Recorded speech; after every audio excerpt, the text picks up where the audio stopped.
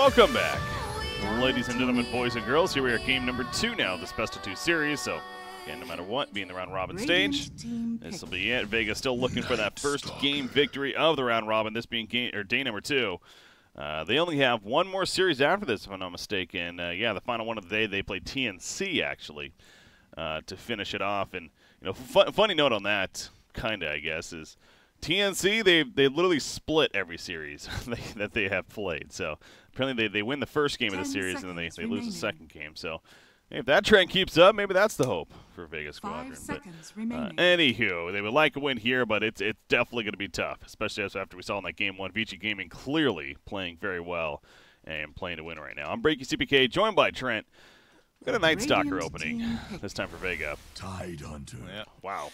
Old Vega trying not to fall the way of Infamous. So Infamous have officially lost their 4th game, and they are eliminated from Group A. So they will be the team going home over there. Let's see if Vega can avoid the same fate here. But I like the Tide Hunter opener.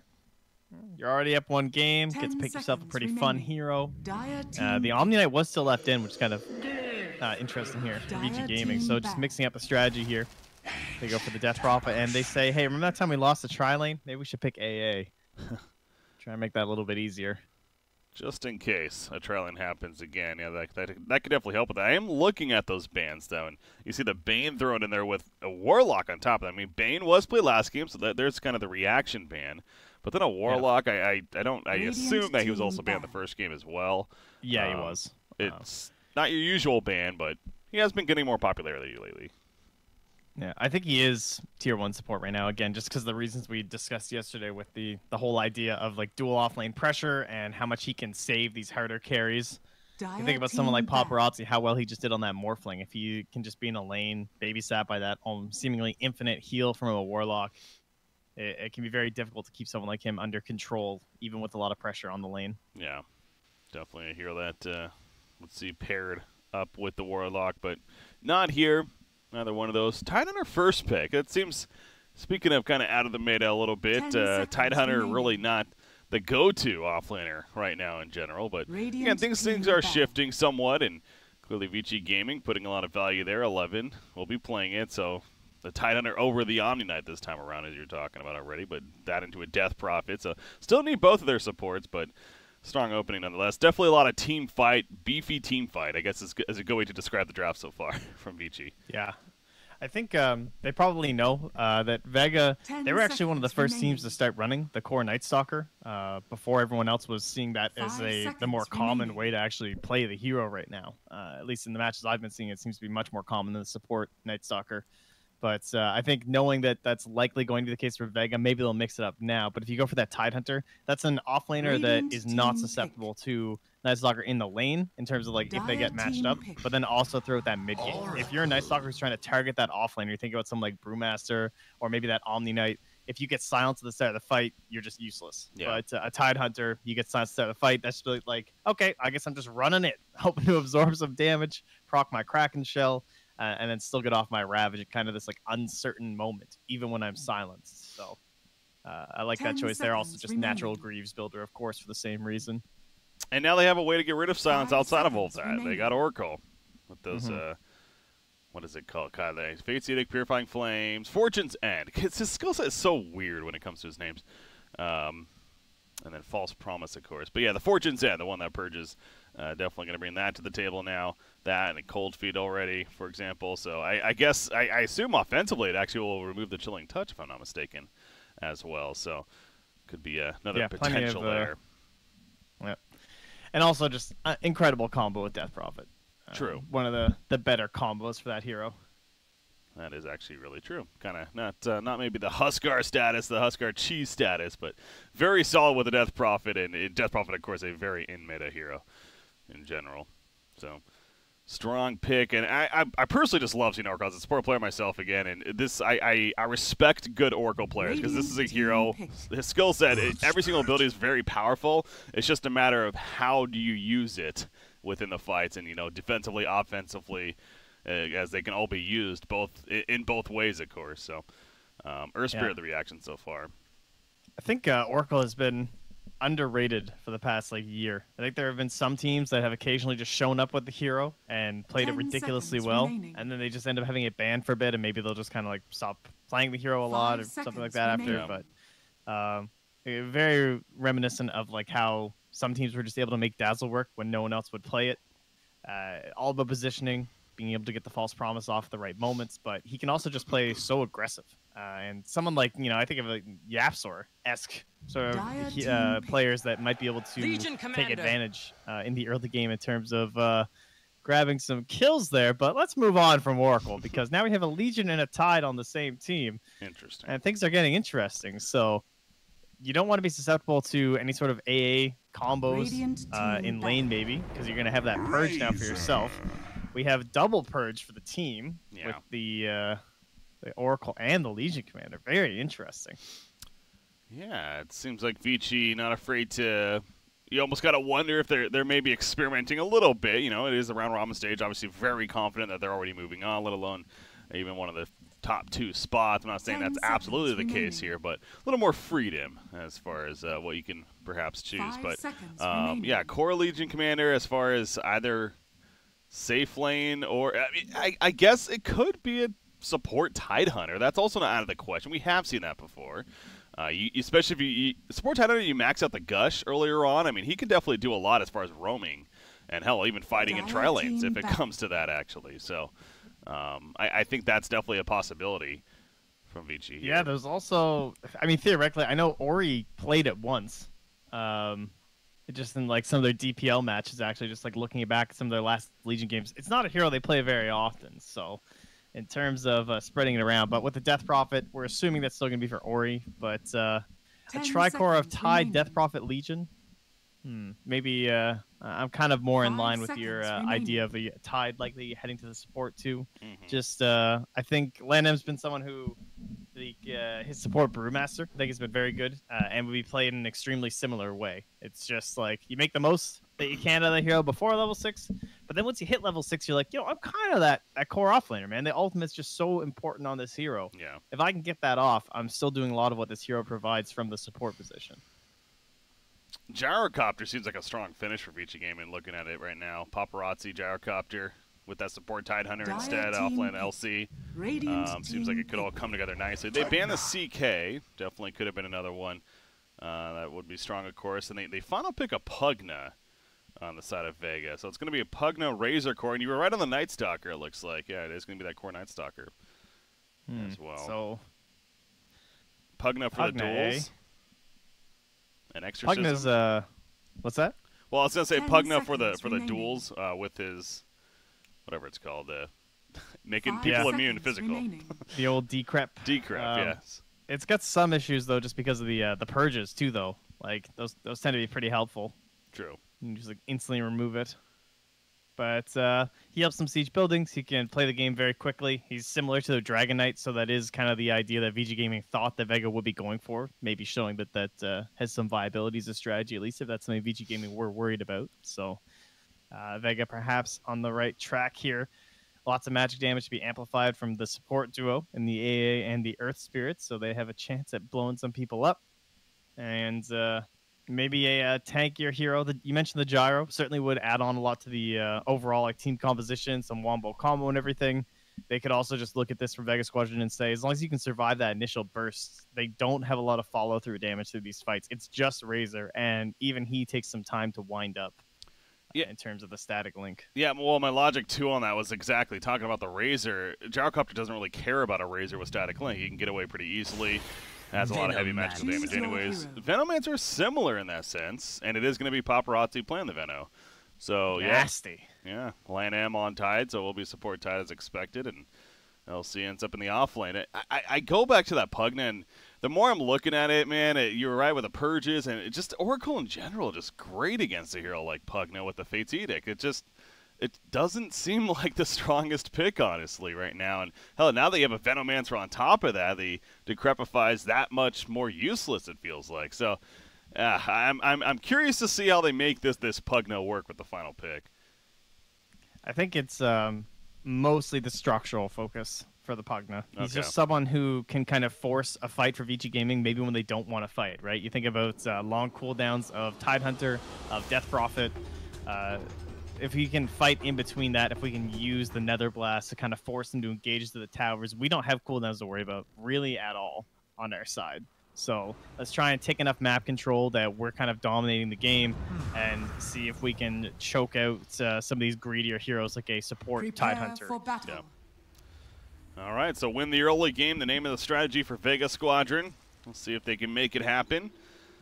Well, Vici Gaming, though, coming off a pretty dominating first game victory. Here heading into game number 2. So, yeah, the last pick, Venomancer on their side. Again, doesn't feel like the usual paparazzi hero. You know, he's usually more on these farm-heavy and can definitely take over the game. Later on, you know, something like the Morphling that we saw last game can make plays quite a bit. Veno's kind of just a sit back, you know, presses R and auto attacks everyone throughout the fights. Applies that poison as much as possible. So, again, not your typical paparazzi hero, but I'm sure, of course, he'll be just fine on it still. Veno's honestly such a fun hero to play, though. Like, he's disgusting, you know? You get these wards, you just spam around. No other hero really gets that same kind of vision. He's a classic counter to Night Stalker because of that. As they're scouting for Lanham down bottom. But it takes away so much of what this Night Stalker pick provides for you in that core role, too, where he's trying to, like, kind of take away all your vision and make the fights a lot easier for your team, and he's just going to be able to spam wards around in those kind of mid-game engagements. What the hell's Earthspirit doing all the way down here, Zayak? The battle Guess he's just really trying to get information as far as who's laning where. They'll see the LC bottom. And he sees Tide running over as well, so. Yep.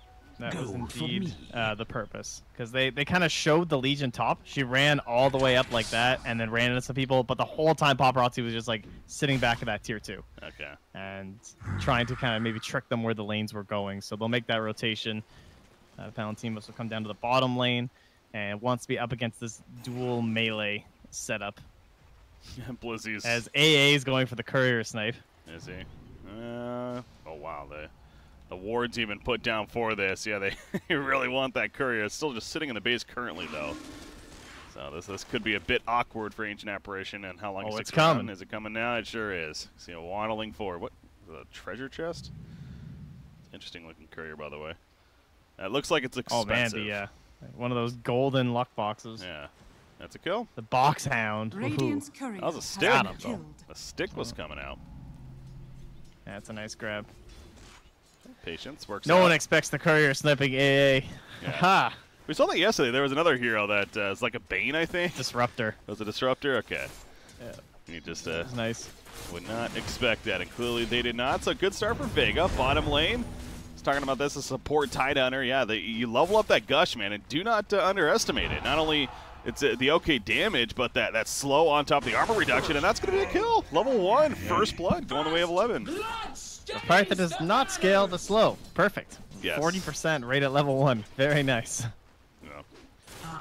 Not the ideal start that you're looking for at a Vega. Again, the courier snap was great, but then you lose your Razor, giving up first blood. Top lane Blizzy, he's going to be able to TP out and actually just TP to the tower. He doesn't have a salve though, so just slowly heal up with the tangos, of course, but not going to have a good time up there. That does not seem like a friendly Night Stalker lane against a Venomancer Oracle. That's pretty brutal, actually. Especially with the Oracle getting to level 2 as well. There's quite a bit of mana, so yeah. You basically just spam 150 mana. Level 3 is when you really want to get there, though. Once you can double up your flames damages. They will get the return kill down bottom. With 3 heroes there, really not much for a support Tide to do, because you don't want to really level up your Kraken Shell, because you want to be useful. Yeah. Good point. You want good spells. Yeah. So I was just about to say that. Should they really be trialing again on Vega Squadron side? But you mentioned with Ancient Apparition is a great hero for that. The Chilling Touch coming into play. He's going to rotate back towards the middle lane though. Lanham, he's now in a spot of he's trying to find out where he should be. He actually TP'd to the middle lane, and now he's salved Ori. Did he? And Okay, then he just ran bottom. So he's basically the courier for Ori right there. Yeah, that courier. It's a hard life, but someo's gonna do it. Tide, he'll take the task. And he'll do it well, damn it. But yeah, Vega Squadron insisting on running the aggressive trial, so they're basically sacrificing this top lane. But and I guess think about it, is AA going top really going to do anything either? So it's guarantee farm for Razor. That's the idea. Yeah, it's AA.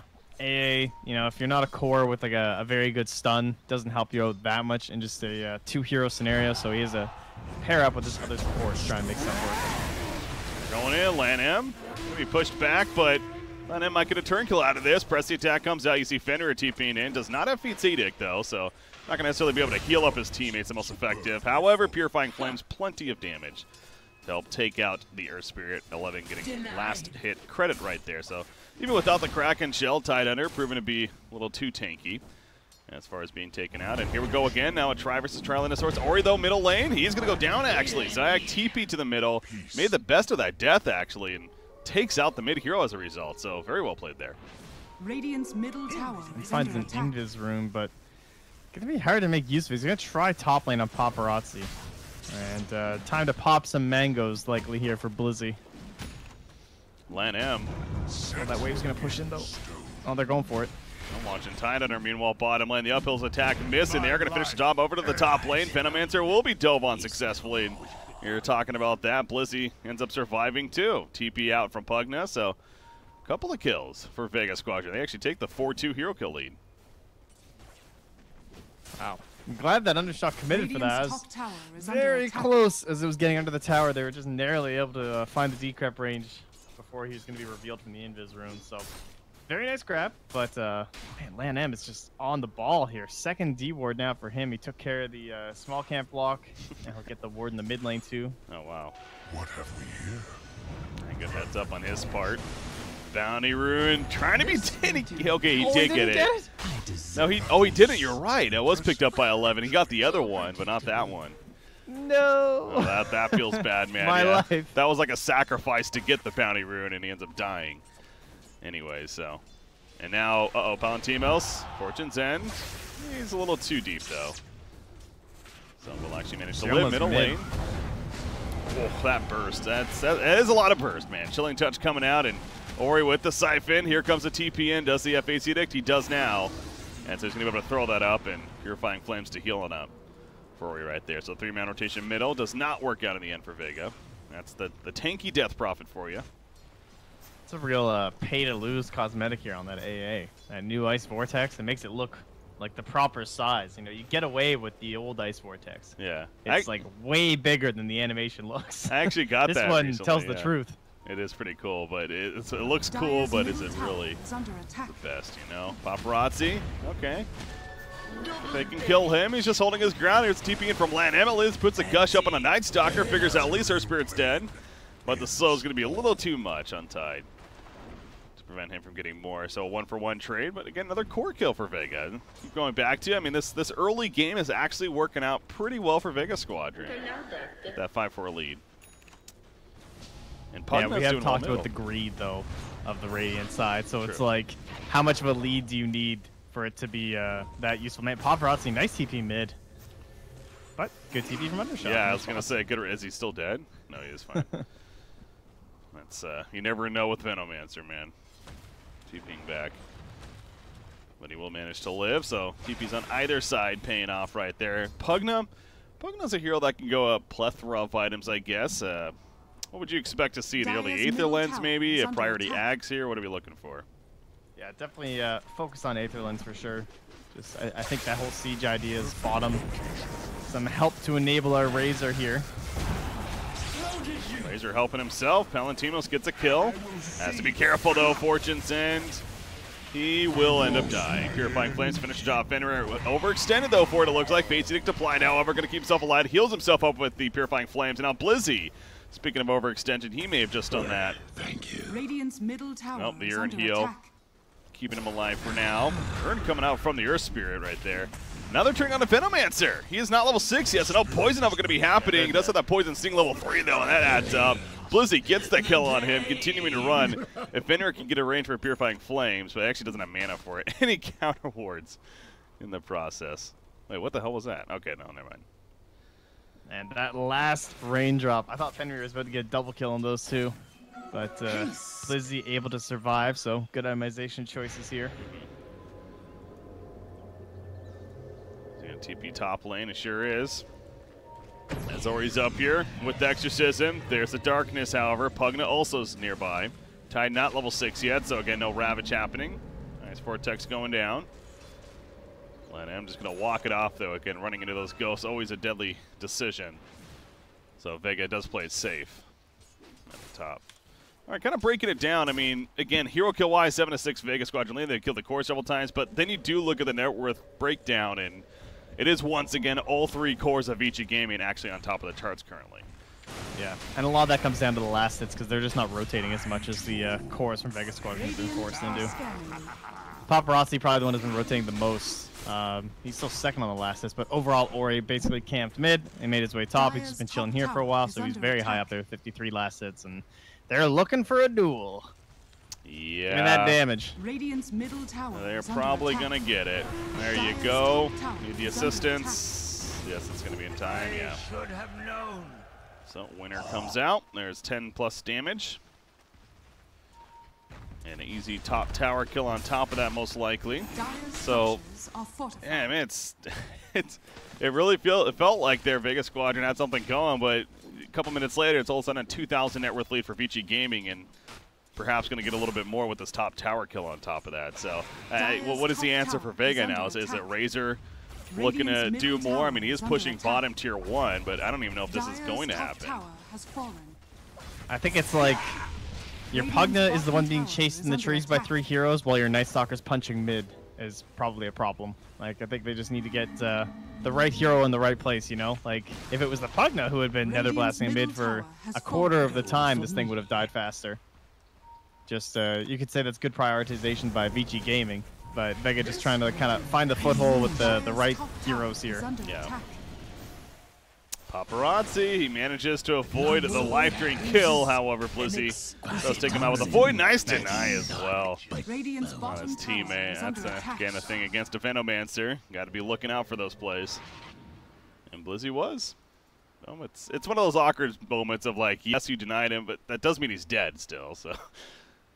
Yeah, and this is such a key time for him. You know, he has his arcane boots up. He's got a couple nulls. He's just trying to get towards the 8th villains and trying to knock down towers before there's any sort of response. Like, if he had been sieging towers before Lanham had the Ravage, this game would look a lot better for them. Like, they'd probably have at least one of these other tier 1s, if not both of them, honestly.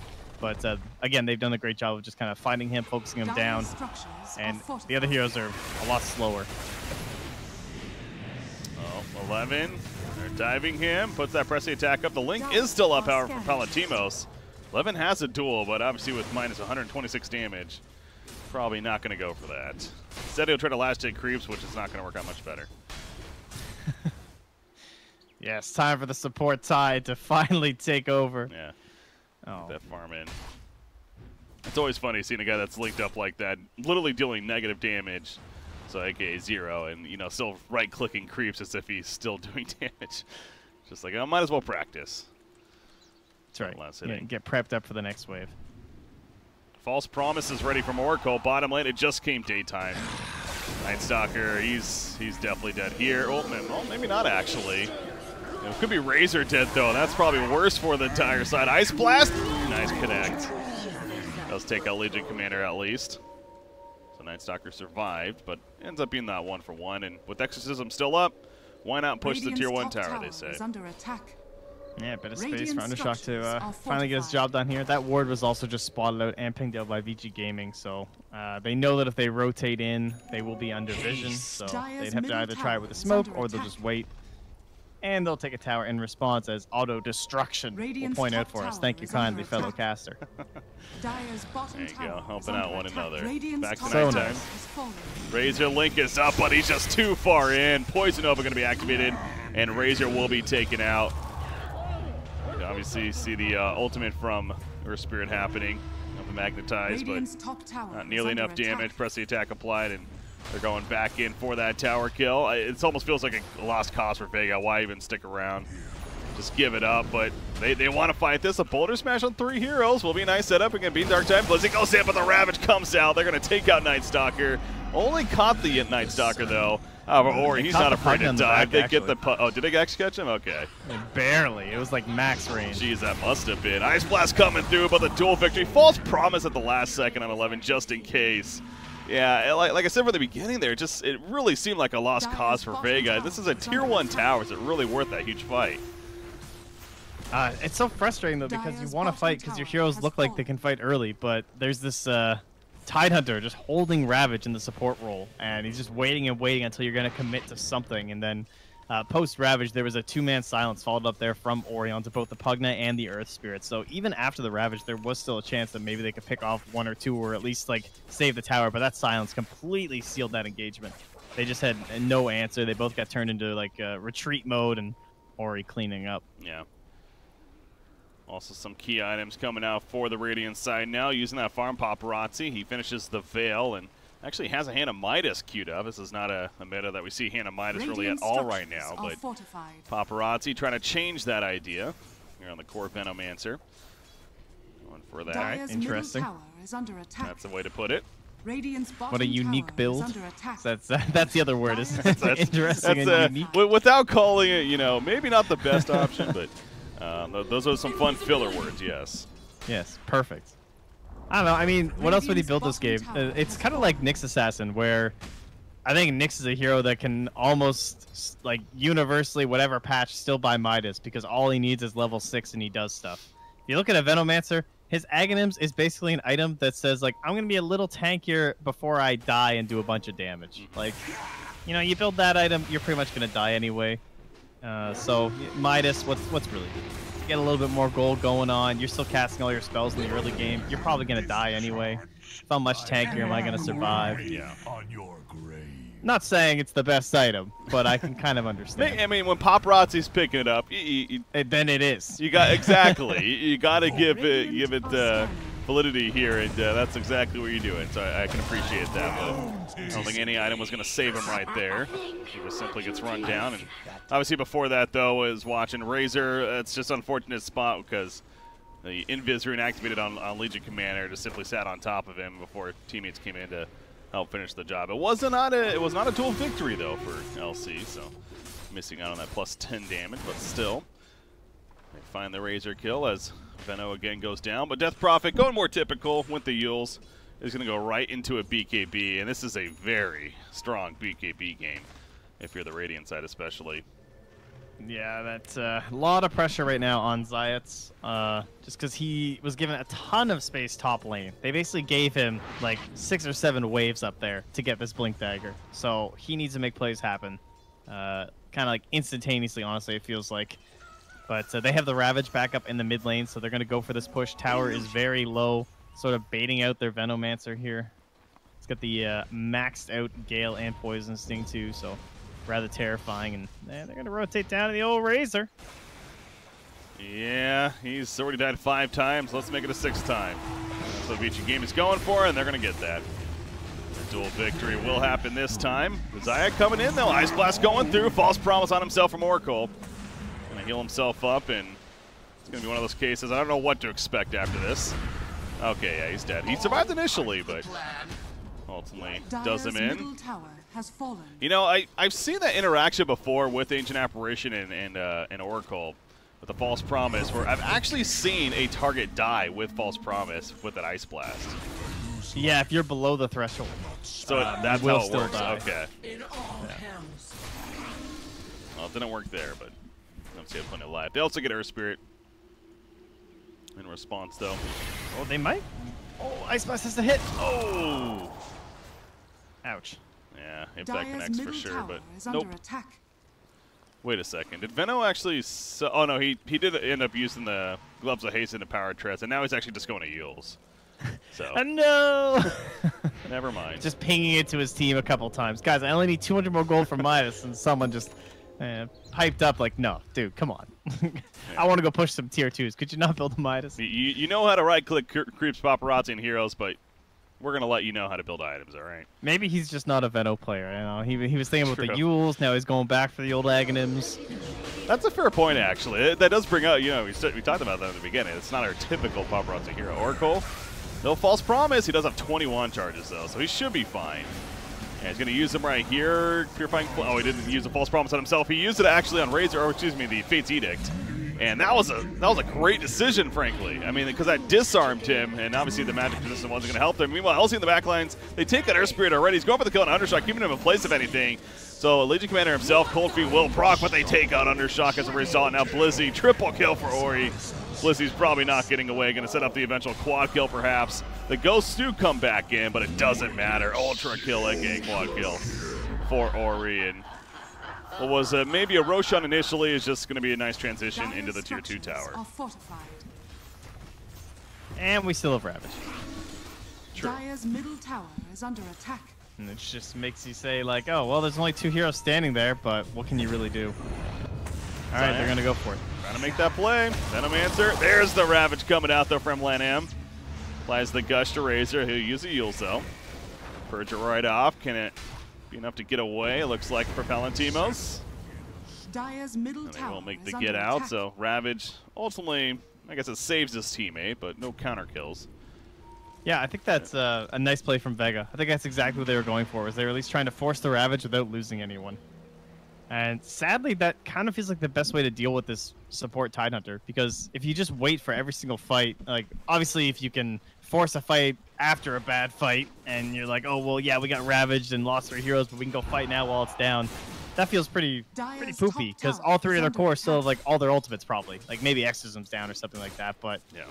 the if you can just, like, force this Tidehunter to at least use his ultimate in bad situations, it's probably your best chance at winning the subsequent fights. So they'll instantly smoke up. They're going to find Legion coming for the old bounty rune in 10 seconds, and that should secure them the bottom 2. On the other side, though, they find Night Stalker, does Vici Gaming. TP out. Blizzy actually survives. Very good decision. Realized they didn't have any more stopper after that. Yeah, not the greatest heroes for stopping those TPs. So that pipe that he also picked up recently, paying off right there, keeping him alive. So ends up working out in Vega Squadron's favor. And, you know, this net worth lead, it's only 3,000. It's definitely not anything dramatic, especially compared to last game. By now, the game was over in favor of Vici Gaming in Game 1. But Vega Squadron definitely hanging in your Game 2. A lot of the net worth is on Ori. Death Profit is really up there. And now with the BKB finish, as we talked about, that is a very strong item this game. So how do they deal with that now? Yeah, it feels, I don't know. This Razor hero right now, too, when you're this far behind, he's not a real threat, honestly. Maybe he can create enough space in the engagements for the Pugna, but then your other cores on Night Stalker, they just really have damage problems right now. Fenrir keeps himself alive with a false promise, sets up a dual victory for LC. And there you go. Always love seeing that. Just pops out of it with full life. Radiant structures Well are played. And fortified. Ori again, Exorcism ready, BKB. Yeah, might do some objective, and that objective is going to be Roshan. Radiant. Zayac nearby. They don't have vision in there, but Zayac is going to try to make a play. Radiant's bottom tower It's a matter of is can he under time attack. it right. Dire are There's a scanning. darkness. Radiant's bottom tower Razor, is falling. Palantimos playing the I might as well bait them out play, and well, I don't know what more expected there. Bait successful? It's like They definitely took the bait. yeah, it's Ice Blast hits a couple, including Ori. Zayac, Right, he's gonna go Zayac's in, he's gonna great. go in, he goes in. The timing is perfect actually from Zayac. Even the Yule's on top of him, avoids the Ravage as a result. Well, you know, he's gonna die, but actually I think that's worth it. Yeah, it's worth it for sure. And if he dies, oh my god, Zayac, what a player. Okay, well, he almost Ooh, is it got worth away. it if you give dual damage? Okay, okay. So now the throws are real now. I still think it's That's quite the. But you look at the bottom pressure. Wow, Tier 3 tower is going to die. Pugna! Okay. Welcome to Pugna Gaming. All right, now it's 100% worth. Excellent job. Yeah. Well, the Razor bait worked out in the end. It's a game plan all along. Yeah, hell of a timing, too. That is not an easy play. And I also like how he got Yules to avoid the Ravage from Tidehunter. Yeah, they spaced out a lot of their vision. Like Sioma he threw in the Ice Blast a little bit later. It was hard to tell, but I think he had a Ice Vortex near there too. But the final snipe was just all Zayac. I don't think he had any vision at the moment he went in. Paparazzi, that Axe is just about finished, though, and that with the Veil especially. Again, that's what he's all about. He's kind of playing this. I wouldn't be surprised to see a Blink Dagger after that. Playing this, you know, this bomb build, as I like to call it. Just jump in, press R, and let your dot do all the work. Yeah, I thought you were talking about Oryx. I was gonna say, yeah, Blink Dagger would actually be sick on the death problem, but it looks like he's going for 1-2. So, speaking of Blinks, 11 wants a little bit more dual damage. Oh, not quite. The decrep. Nice save. There's that decrep that we're talking about, preventing dual victories. Now, Legion Commander will be turned. Zach, credit for the kill. Team effort, though, from the side of Vega Squadron, and you know that net worth is dipping. So that Roshan steal, it really is paying off now for Vega Squadron. It's down to 2,000 lead, and the cores of this dire side, and Razor's the worst off, and even he's almost got a BKB finish, which just like the Radiant side, I mean BKB here on Vega's team is also going to be very powerful for these cores. Do you see this sneaky ward down bottom by the illusion rune, in behind the tree? Oh yeah, they actually pinged it out and saw it, but that's kind of hilarious. Top tower is under attack. Yeah, that's a sneaky spot.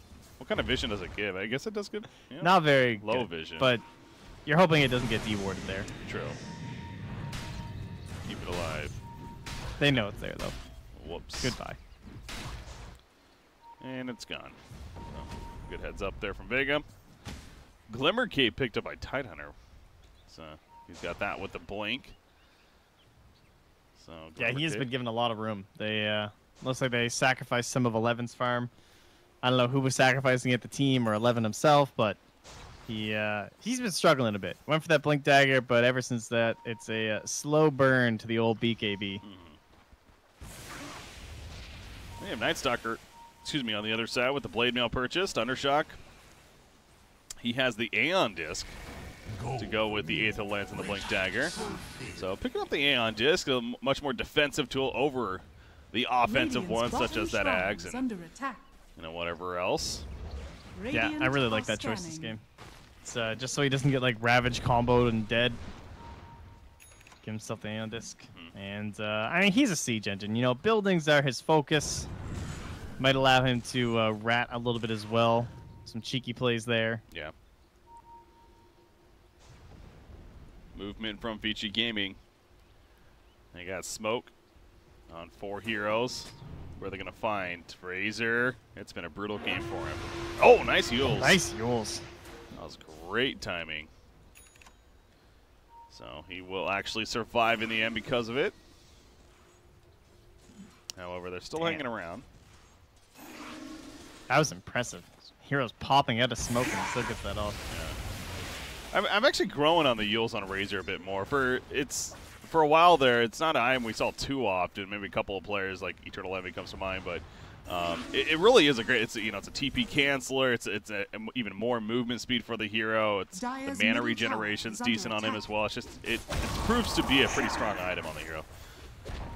Yeah, I find it's like a kind of having a bad game kind of an item where you can still be very relevant during team fights. Maybe you can't get that like S and Y really fast or something, or you're having a hard time even just getting the drums. It's a good item to enable some other cores, as he said, just by having like TP cancels or some extra control during an engagement. And the mana regen certainly cannot be overlooked. You know, popping your ultimate to farm Ancients. Speaking of Envy things. Something he's certainly pioneered in terms of like doing farming rotations with Static Storm Razor. Yeah. Or rather, Eye of the Storm Razor. Sorry, wrong lightning hero. How dare you?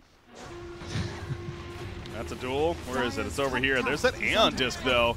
Yeah, did he not realize he had an Aeon Disc? That's an 11 play right there, ladies and gentlemen. BKB. The legend himself. I don't know if that's going to save him. However, Ori comes in. Oh, Ori's dying, though. He is really dying to this Razor. He's hitting freaking hard. Oh, my God. How much damage does he have? Still 140. Not the craziest, but it's still plenty to get that kill. They do lose Pugna in the end, but 11's dead. They lose Venomancer elsewhere.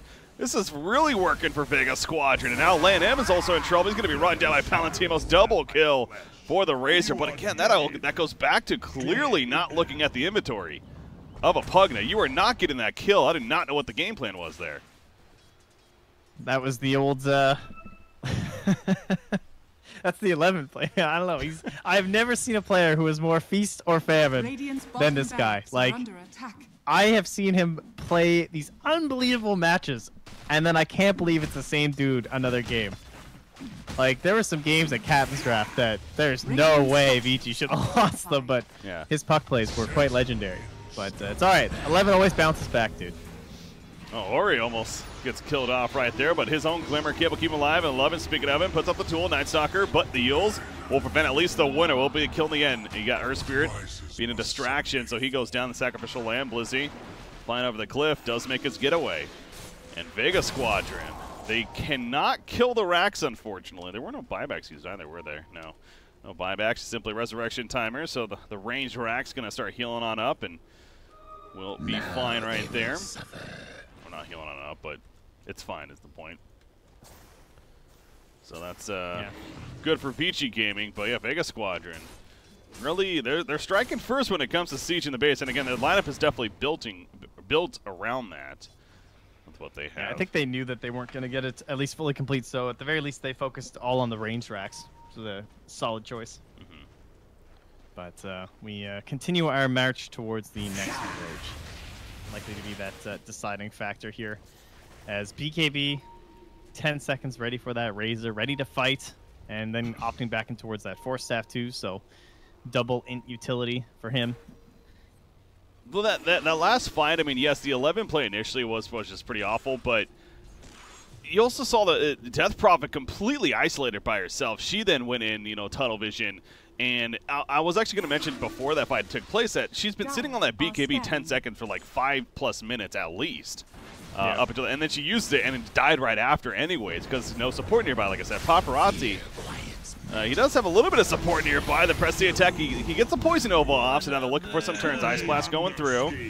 Oracle, no, he's not going to be hit by it either. Night Stalker, he'll be tooled up, but that's a beefy Night Stalker right now. Yeah, he's not only going to survive, but he gets away. Never mind. Eels will catch him. And I'm sure now he's going to die. Nice silence to prevent the Hunter in the Night. And indeed, he does go down, but ends up being that 1-for-1. Again, they lost the Venomancer off the bat for that Night Stalker kill. Yeah, you just cannot fight if you all get tagged by that Veno ulti. Even with a pipe, it's not going to be enough.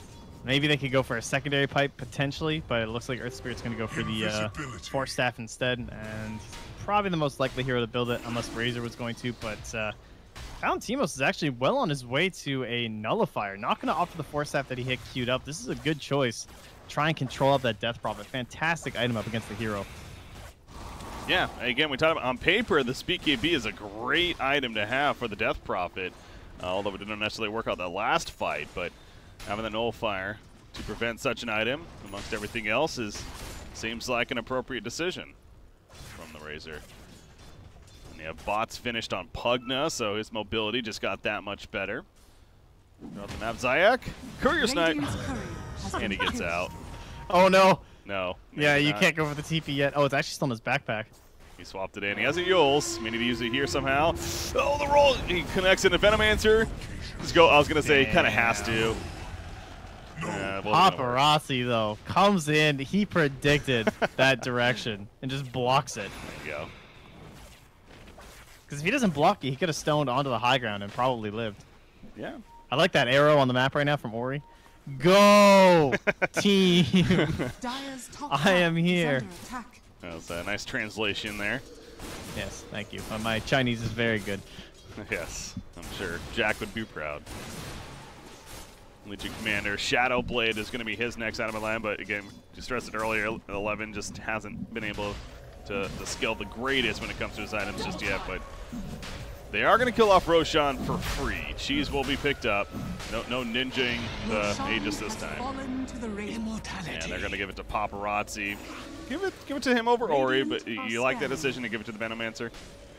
Ori gets the cheese. I mean, DP, Aegis hero, so, True. Cheese is just like so much better on Death Prophet that I like it that way, yeah. We'll go with that. Aegis is relatively useless on her. Yeah, probably. Pop your ulti, you die. I'm useless. Not useless, but not as threatening. Pretty close to being useless. Hey, that's silence, man.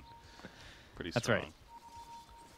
Valentimos just got the nullifier. They're smoked up, hoping to find somebody, but I don't think they're... Oh, they're going to counter ward here, perhaps. And they are smoked up still. And now they'll just give it away. Oh, that's just a Venom ward. That's an Observer ward up there. Never mind. There are creep sides. He is going to... Who did he catch back there? That would be the Ancient Apparition, but it's still not going to be enough to Crepify. Will save for the time being. Pops the BKB. Finally, the Ancient Apparition may end up going down, but it took forever. A lot longer than they wanted. Blizzy, pops the Blade Mail running at Ori.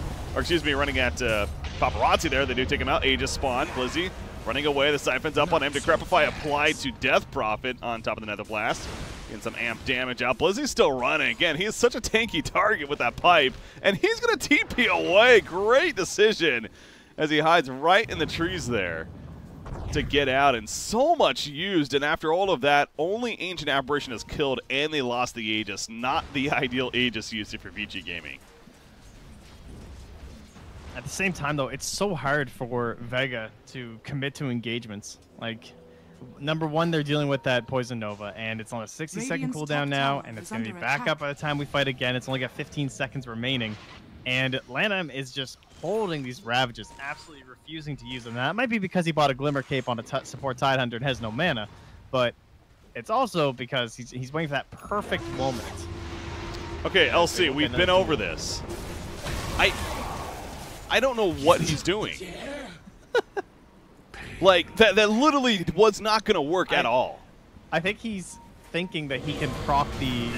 I don't know what he's thinking, actually. No, even if he doesn't know anyone else is not there, yeah, is that... Anyways, Blizzy goes down middle lane. And obviously Pugna was still picked off as he got picked off here in the middle lane. So caught up what happened at that top lane. He mid. And then Pugna ends up still dying, as you pointed out. He ends up... Boots a traveling to the middle lane, hoping to make a play, and that does not work at all. Zayak, kill me because escape. I don't know what Young Levin's doing. And he's actually going to Ags. You know, okay, I will say this. This was actually, I got to credit the chat on this one.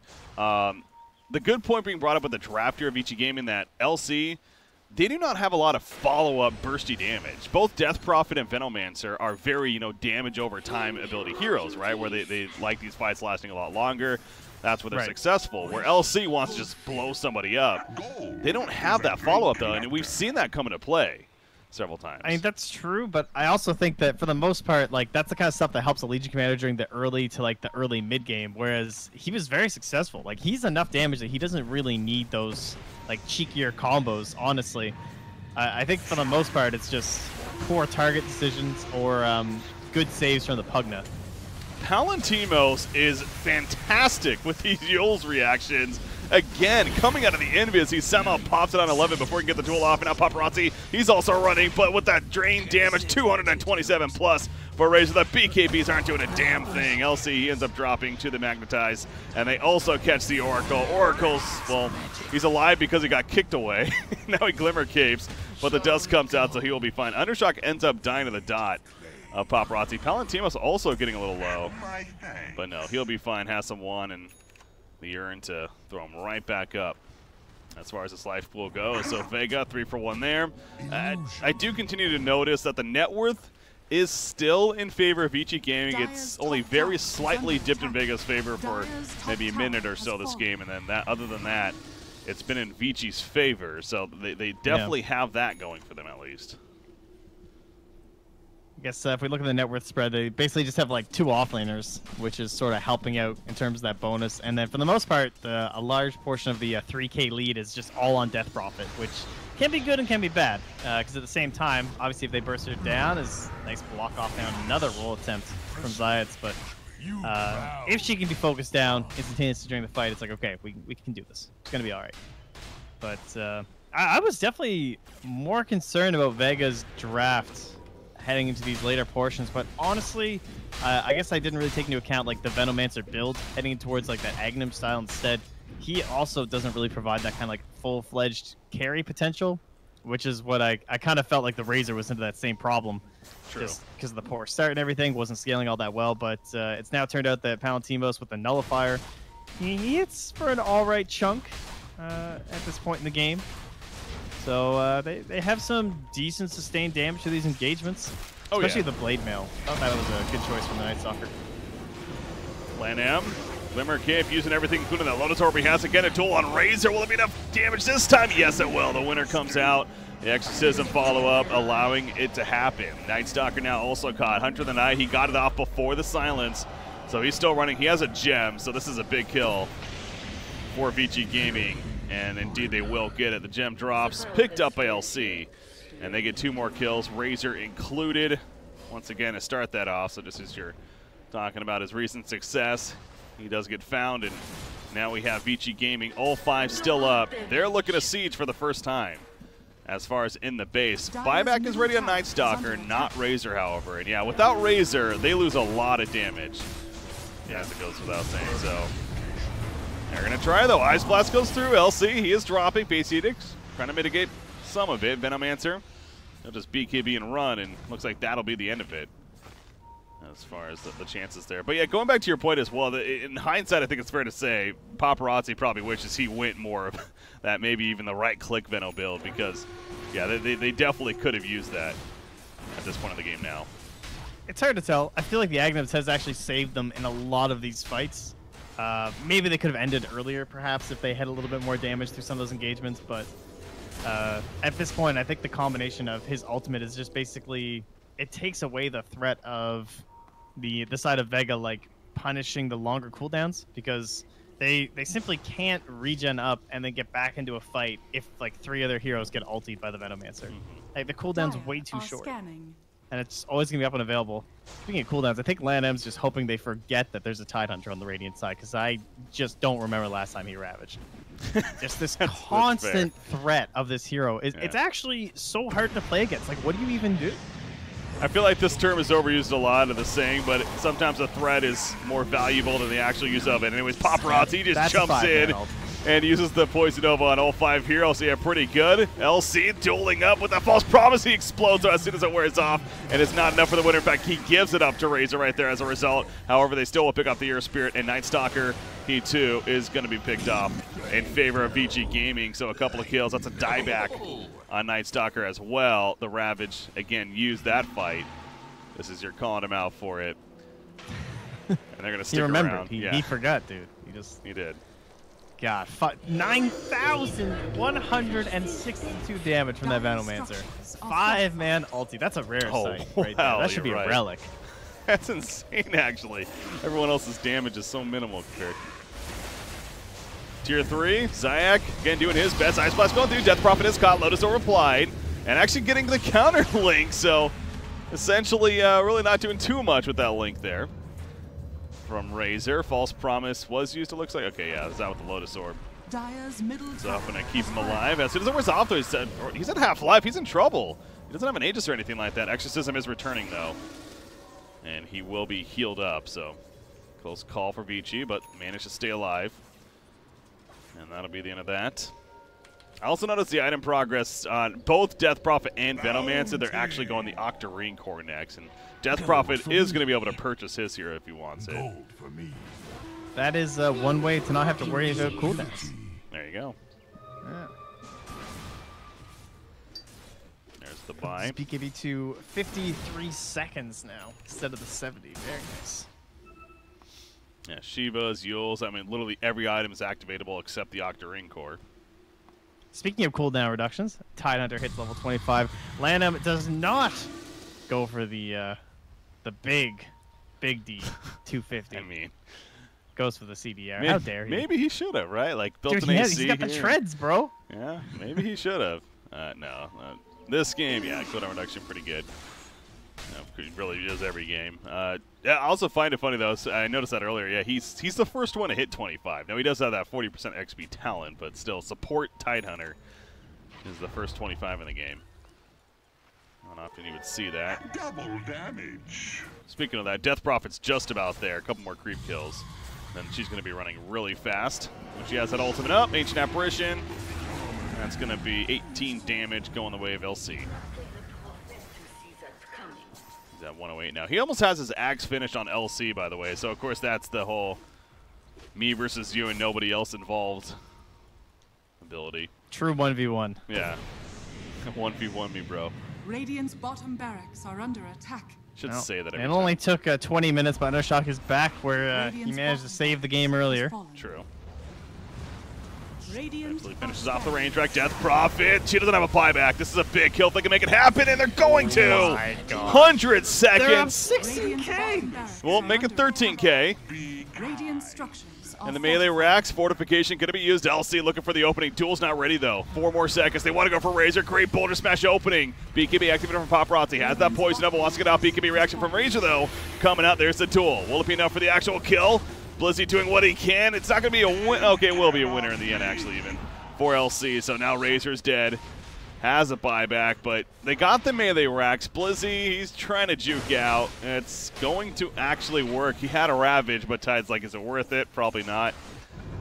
Frankly, it probably was. The way he's not using it this game.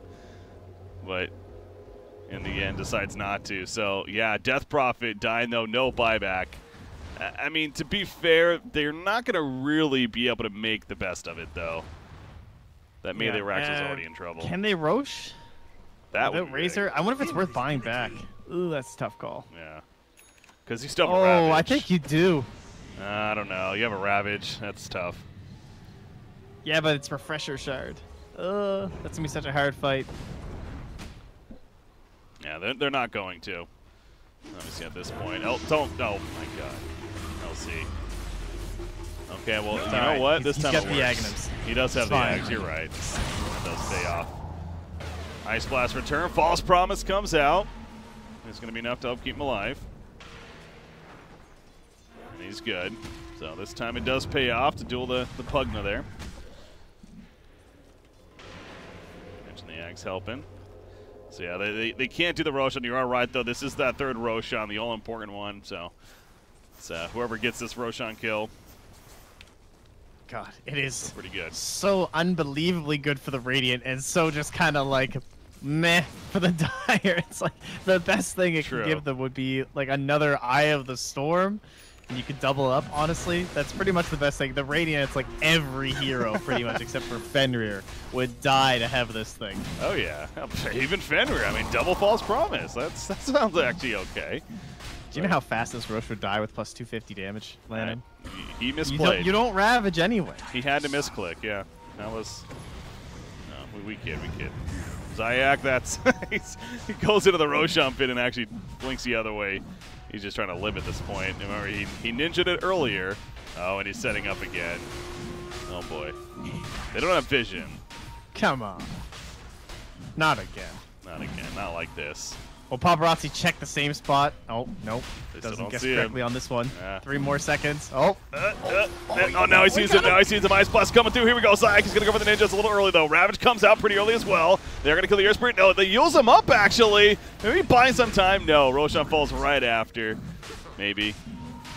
Eventually. Eventually. There we go. Roshan has fallen to the So radiant. Zayak Oh, trying the to be the regen. All-Star again. Casual regen.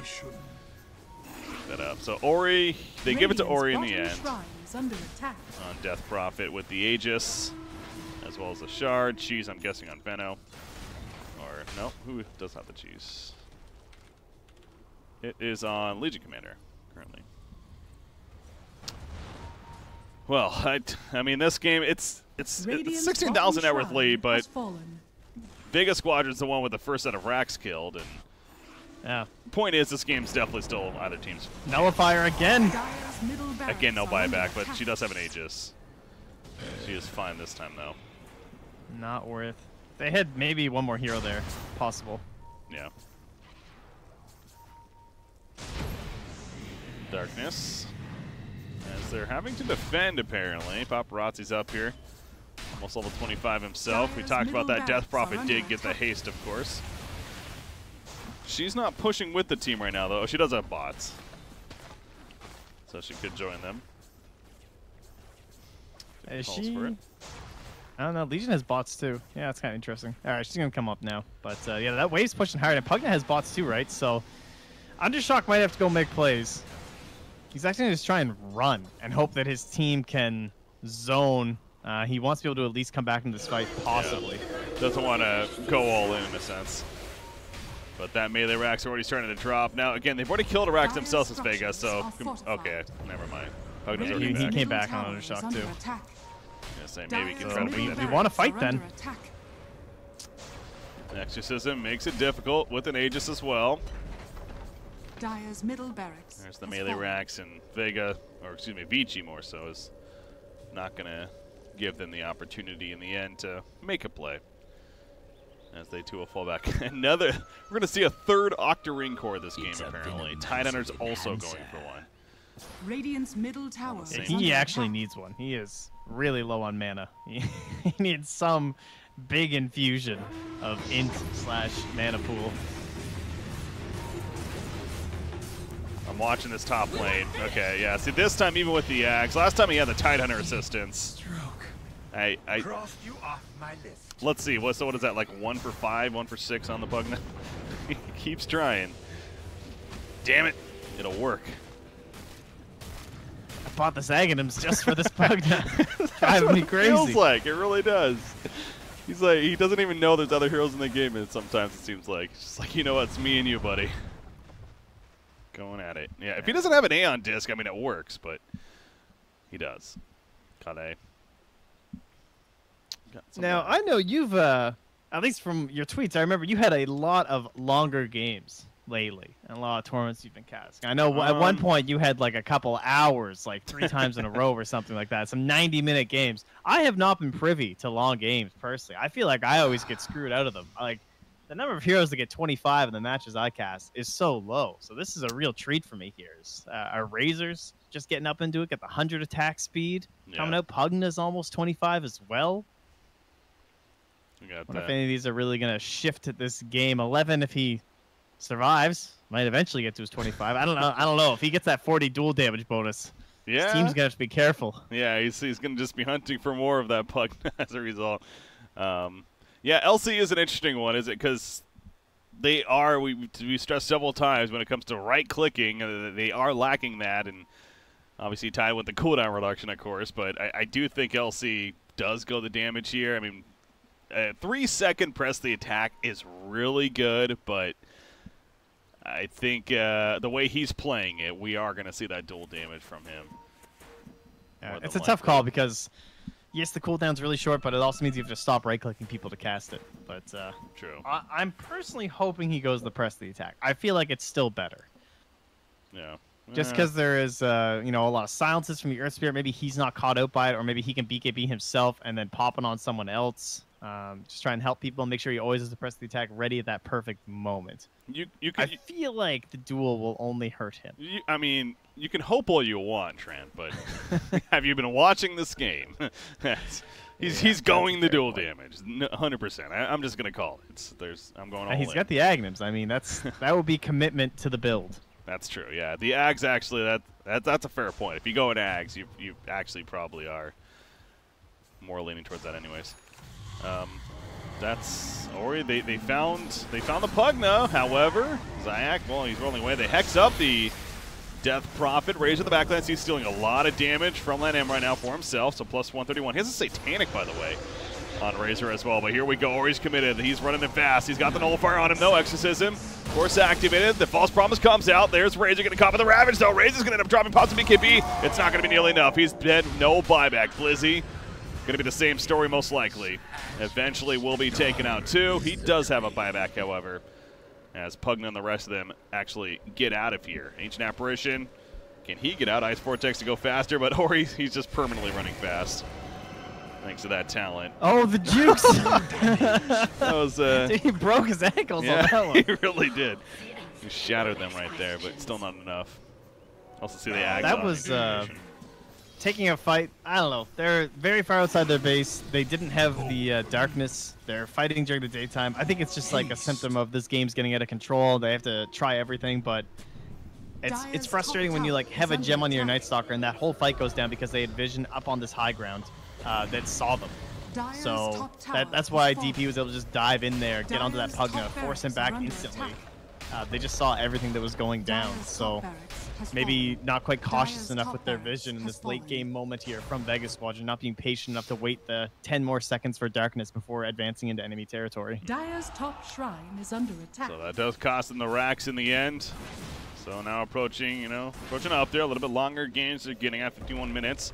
But we are starting to see now more of a favor towards Vici Gaming. 27,000 net worth lead. It does seem pretty damn big, as they are going to lose the Aegis there. Here at despawning on Death Prophet. But it's definitely still a game of Pugna, get that split push going, can burst down towers, and again, speaking of him being 25, that Nether Blast damage, that much better once he gets level 25 for sieging. That is quite the increase. Yeah. What is it? Because it's 250 right now, right? Well, it's 325 even. 325. So, more than that. So it's not like double damage necessarily, but it's quite a bit of an increase. And there we go. He picks it up. Also seeing Ags picked up an Air Spirit. Ags Octarine Core. We're getting to that point of the game, the longer game here, Trance. I know you're new to it, but this is where we start seeing all these luxury items coming out for all these heroes. And it is plentiful right now. Dire's bottom tower for is either under side. attack. More so for Vici, of course. Octarine Core. Yeah, curious to see how Zayats can make the most use of this enchant remnant. Dire's bottom tower has It's fallen. like, does he really have a hero that he can save? I feel like it would be better for him to just grab someone and remove them for 3 seconds in one of these fights. Radiant True. are scanning. Unless he can somehow do the crazy shenanigans of getting him all the way back near the fountain. That's the real dream scenario. LC, he's going in, duels up on a Razor. It's just him and the Razor, remember, now Decrepify. It's like mitigating some of it. False Promise eventually comes out. Razor, though, does die. He's dead for 100 seconds. No buyback. Venomancer, Poison Nova hitting every single hero. The Ravage on top of that. Vici Gaming trying to finish the game right here, right now. LC will explode as a False Promise wears off, but he buys back immediately. They lose Ancient Apparition. Len M was overextended, though, and he's dead for 100 seconds now. And he ain't coming back. But Ori's just sitting back with the Ghosts, letting them do the work. Gonna pop the Shivas as he jumps in on top of Blizzy. Blizzy with the Blade Mail, though. Great Yules, however. Gonna help keep Ori alive, and they take out Night Stalker. Buyback immediately from him. The tier 3 eventually should fall, though. You got Oracle just spamming hills, meanwhile, Dire's in the bottom back barracks lines. are under attack. Of course, keeping them up. And you look at the mid and the top lane also being heavily pushed in. So, Vega Squadron, they're trying their best to fight down here, but their base is being absolutely decimated. Another duel coming out from LC. This one on a Pugna. There's that Remnant coming into play, as we're talking about the pushback, and it will keep Pugna alive, actually. So well played from Earthspirit right there, but Zayak, he goes down himself. He buys back immediately, but it all seems for naught. And this looks like Vici Gaming will be able to finish the job here. Dire's bottom barracks are under attack. Yeah, it looked like that was, I guess, the plan, was to bait the Razor out and then try and use the enchant remnant to save him in the middle of the racks there, but it just was not enough. Yeah, I guess they thought, like, between D-Crap and enchant remnant, we can save the Razor, and then maybe we can turn the fight after that if they dive in too deep or something, but again, that ultimate is just brutal from the Venomancer. You can't fight. Every engagement is just kind of over. Is under attack. Legion Commander with the press the attack cooldown. So sad days. My confidence was Dire's ancient definitely is under attack. apparently a little too much. I'm honestly shocked at that, the way he was playing here. It was a team decision. It was, yeah. They took control of his hero for that second. They're like, let us choose. All right, the Ancient's dead, will though. grab the last of it here. And there you go, Vici Gaming. They go 2-0 in the end, and Vega Squadron again. They've been giving it a valiant effort. We've casted them both yesterday and today in a couple different series, and they've shined at moments despite being losses. But ultimately, it seems like the competition that they're up against is proven to be too strong, and I believe that does mathematically eliminate them, unfortunately, from Group B. So that they're going to be the team going home, just like Infamous from Group A. I mean, the other teams are safe, and we'll advance on to the main event portion, or the playoff stage, whatever you want to call it here at the MDL Major. But Vega Squadron, they still have one more series to play. Despite that, they're going to be matching up against TNC in the final match of the night, which actually we will be casting later on. So that'll be fun. Perfect. So that'll be interesting. Vega Squadron, not much to play for there, and they'll just be playing for pride at that point. But we'll see how they do. But Vici Gaming, on the other side of it, of course, they're looking great. A team out of China that I don't want to say people forget about necessarily, but they've, just like most other Chinese teams throughout the season, they've had some rocky roads, a journey of sorts, but right now they're looking good as they sit on top of Group B currently. Yeah, very solid with the current patch. I think there's no doubt. I think they can go toe-to-toe with LGD for sure. LGD currently looking like the top dog in China, but I'm sure VG Gaming will make a run for that. We'll see. Well, we got our next series going to be coming up, our middle series even of the night, and we're going to go over to Group A, and you know, I just realized, speaking of a game that doesn't matter for one of the teams, we got OG versus Infamous, but so another case of Infamous will be playing for Pride, as we've already announced. They are officially eliminated no matter what happens there. OG, on the other hand, they're going to play to, try to increase their standing, try to make it onto the better portion of the main event rather than the lower bracket there, but currently at a 2-0-2 record themselves. So I'm definitely excited for that one, especially with OG, and also see what South America bring to the table with Infamous. But Trent, short break. Anything else before we go on it? No, you're already muted. Okay. Nope, enjoying some mini wheats. Okay. I'm going to get some breakfast myself here. So we are going to go on that break. I'm sure the lobby's already up, though, and we'll jump in it and look to hop into our next series here very shortly. So again, guys, OG versus Infamous will be the next one here on this stream. Stay tuned, guys. We'll be right back.